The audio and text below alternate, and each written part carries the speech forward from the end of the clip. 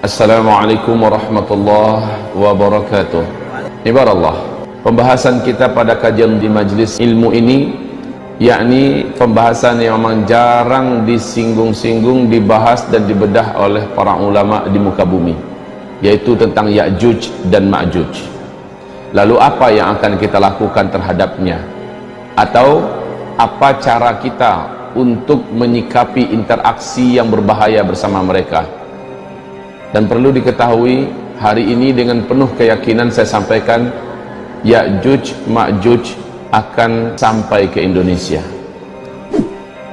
karena Allah Subhanahu wa ta'ala dan Rasulnya menyebutkan satu bumi ini dibungkus oleh mereka. Baik, mari kita ulang. Kita mulai pembahasan tentang Ya'juj dan Ma'juj ini dengan membuka Al-Quran. Bismillahirrahmanirrahim. Kita mulai dengan surat Al-Kahfi ayat 92 sampai 99. Sebelum kita baca ayat ini, baik kita tumbuhkan pertanyaan, kenapa melindungi diri dari Dajjal dengan surat Al-Kahfi? Yang kedua, kenapa Allah letakkan kisah Ya'juj dan Ma'juj di dalam surat Al-Kahfi?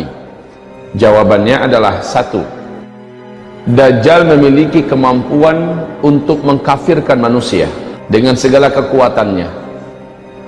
Sementara kisah Al-Kahfi adalah berlindungnya para pemuda-pemuda beriman dari pemaksaan kekafiran yang saat itu ditekankan oleh penguasa zalim yang kafir. Siapapun yang tidak mau kafir akan dihabisi di tangannya dan bala tentaranya. Maka para pemuda Kahfi melindungi diri mereka masuk ke dalam gua yang mereka digelar dengan Ashabul Kahfi.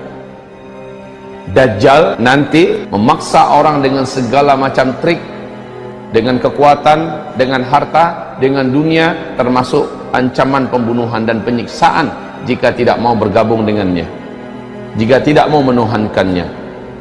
Surat Al-Kahfi menjadikan orang-orang yang hafal ayat ini, hafal surat ini, dan mengetahui makna dan segala kandungan isinya, terjaga daripada Dajjal. Ini pertama, tentang Dajjal. Yang kedua, tentang Ya'juj dan Ma'juj. Allah ceritakan di sini, larinya pemuda Kahfi ke dalam gua dalam rangka selamat dari ancaman kematian yang sudah diumumkan oleh penguasa zalim yang kafir pada masa itu. Di akhir zaman, Allah perintahkan seluruh orang yang beriman agar selamat dari ancaman kematian, teror kematian oleh Ya'juj dan Ma'juj, agar lari, dan pemimpin yang membawa mereka lari untuk selamat dari Ya'juj dan Ma'juj adalah Isa alaihi salam serta Al-Mahdi. Kaum muslimin yang kami muliakan, sama-sama lari tetapi beda. Kalau dari Ya'juj dan Ma'juj hanya menyelamatkan diri dari pembantaian, sementara kalau dari Dajjal, pembantaian itu bab terakhir, pemurtadan dan pengkafiran. Kira-kira enak yang mana? Nggak enak dua-duanya. Tetapi kalau terpaksa harus memilih, kita lebih baik dibantai oleh Ya'juj dan Ma'juj, sementara kita tetap mukmin. Karena Ya'juj nggak peduli mau muslim kita, mau mukmin kita atau tidak, yang pokoknya siapapun manusia selain mereka wajib habis. Ini sebenarnya cita-cita Yahudi, Pak. Yahudi ingin habiskan seluruh manusia selain kelompok mereka. Tapi Yahudi masih agak sedikit punya cara.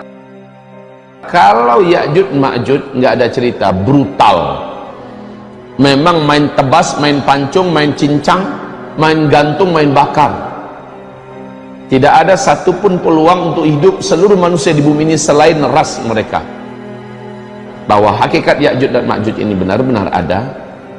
Bagaimana Allah menceritakan mereka, kita perhatikan dan kita simak.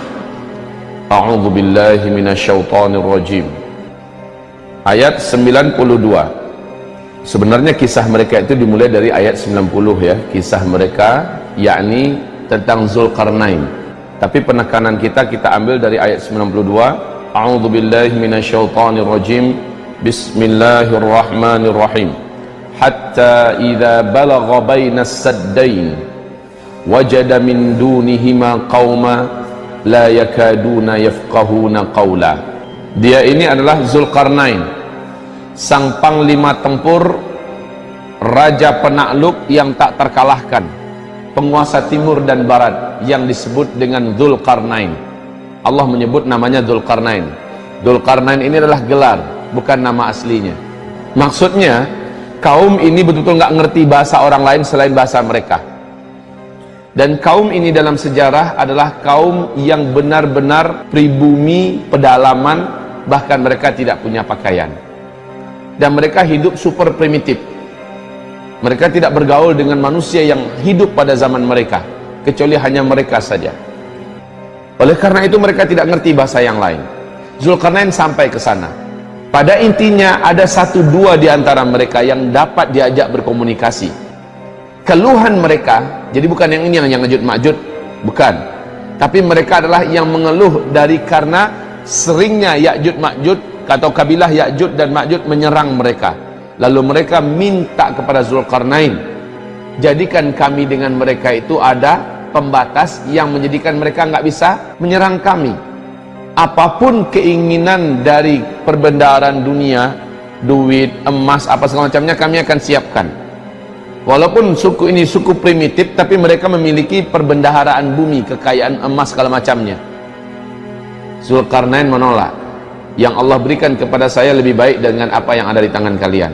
Zulkarnain dengan gagah mengatakan, sorry, tidak tertarik dengan tawaran kalian.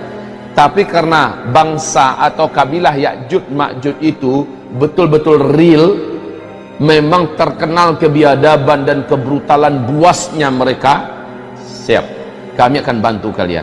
Syaratnya kalian bantu kami. Kumpulkan semua besi yang ada di bumi ini, yang bisa kalian kumpulkan. Kumpulkan semuanya. Kemudian Zulkarnain mulai membuat cetakan untuk dimana dia akan ngecor dengan besi. Subhanallah. Orang ngecor dengan semen, ini ngecor dengan besi. Nggak tanggung-tanggung antara 2 gunung. Gunung ini sama tingginya. Jadi dari puncak gunung ini ke puncak gunung ini, di sini dibuat cetakan. Di sana nanti akan dicor dari atas. Apa teknologi yang digunakan Zulkarnain? Makanya jangan dikatakan teknologi kita ini udah puncak, Pak. Zaman dulu teknologinya Allah menyebutkan dalam Al-Quran yang belum pernah kemampuan mereka sampai oleh kamu sampai hari kiamat. Jangan katakan bahwa kita sudah ada di puncak teknologi sekarang. Allah telah pernah menaikkan manusia di puncak teknologi, Allah hancurkan. Allah naikkan ke puncak teknologi, Allah hancurkan. Dan Allah berkata, teknologi yang ada pada mereka lebih baik daripada yang ada pada kita. Ya'juj dan Ma'juj ini sekali lagi nggak peduli. Ketemu binatang, binatang mereka tangkap, dan binatang itu mereka jadikan makanan mereka. Ketemu manusia, mau kecil, mau tua, wanita, laki-laki, pasti mereka cincang, mereka bantai.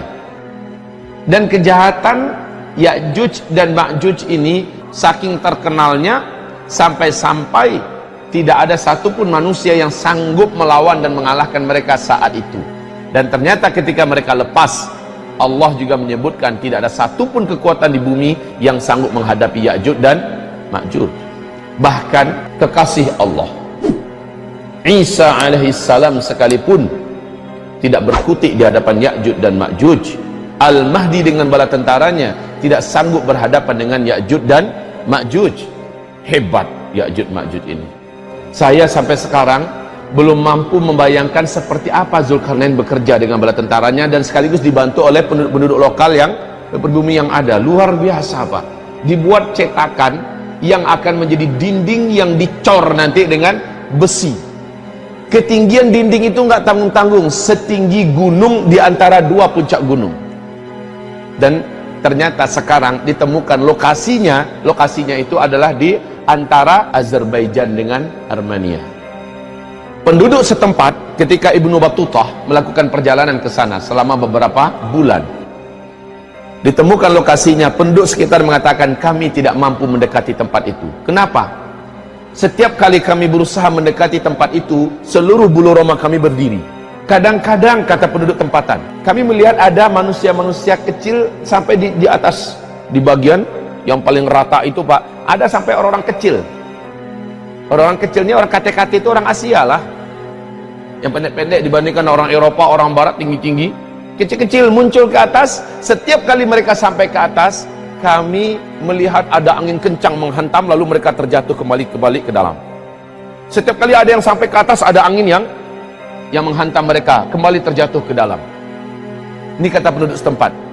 Kemudian Ibnu Battutah memberanikan diri dengan orang-orang yang dibawanya, ekspedisi yang dibawanya, beranikan diri mendekat, didamping oleh beberapa penduduk yang pemberani. Lalu mereka dah mampu mendengarkan dari balik tembok besi itu ada suara yang riuh di dalam, suara ribut macam kerja keras, tang teng tong, papu papu, bekerja dengan suara-suara yang banyak. Subhanallah, uniknya tempat ini tidak mampu disenter oleh satelit yang ada.